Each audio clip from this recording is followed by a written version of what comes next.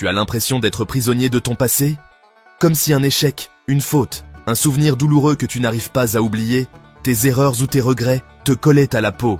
Tu n'es peut-être plus dans la situation, mais la situation est encore en toi. Peut-être que tu repenses à un divorce mal vécu. Peut-être que tu repenses sans cesse à une dispute avec ton conjoint, ou à cette erreur pro qui a mal tourné. Une trahison, une relation toxique, ou même ton propre comportement d'avant, que tu n'arrives pas à te pardonner. Parfois, c'est un mot blessant, une faute de jeunesse, ou ce sentiment d'avoir échoué comme parent. Tu gères ton boulot, tu prends soin des tiens, mais au fond, tu traînes des chaînes invisibles, et ça t'épuise. Que tu sois un homme ou une femme, il y a cette voix intérieure qui te répète « Tu n'es plus digne, tu resteras marqué à vie », et ça te freine, dans tes relations, dans ta foi, dans ta joie. Tu es libre à l'extérieur, mais toujours enfermé à l'intérieur. Mais écoute cette vérité puissante, Dieu ne te réduit pas à tes erreurs. Dans 2 Corinthiens chapitre 5 verset 17, il est écrit « Si quelqu'un est en Christ, il est une nouvelle créature.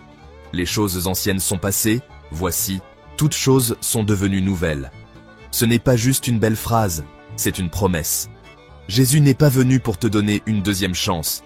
Ce n'est pas une rustine spirituelle. C'est un nouveau départ. Ton passé peut t'avoir blessé, mais il ne te définit plus. Dieu ne te parle jamais avec les mots de la honte. Il t'appelle par ton nom, pas par ton erreur. Alors aujourd'hui, fais un geste fort. Prends 3 minutes, là, maintenant. Écris sur un papier, ou ton téléphone, ce souvenir, cette blessure, ou cette faute qui t'emprisonne. Ensuite, lis cette déclaration à voix haute, et dis « Seigneur, je te donne ce passé. Libère-moi, fais toutes choses nouvelles en moi. » Déchire ce papier, et pendant que tu le jettes, imagine que Dieu jette aussi ce fardeau au fond de la mer. Michée, chapitre 7, verset 19. Ce geste simple, c'est le début d'une vraie libération. Et chaque fois que la culpabilité revient, répète cette phrase à voix haute. Pas pour t'auto-persuader, mais pour déclarer ce que Dieu dit déjà de toi. Tu n'as pas à te sentir libre pour l'être. Tu peux l'être parfois. Ton passé ne décide plus de ton avenir. Oui, tu as un passé, mais en Jésus, tu as un avenir. Dieu ne te demande pas d'oublier. Il t'invite à guérir. Tu n'es pas ce que tu as fait. Tu n'es pas ce que les autres disent.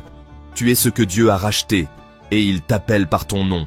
Dieu te voit capable, digne et prêt à vivre libre. Mets en commentaire « Seigneur, je choisis la liberté » si tu veux que je prie pour toi cette semaine. Abonne-toi pour recevoir chaque semaine des encouragements concrets pour adultes débordés qui veulent avancer avec Dieu, malgré les cicatrices. N'oublie jamais, avec Dieu, chaque jour peut devenir un nouveau départ. Il t'appelle à vivre libre, et tu peux recommencer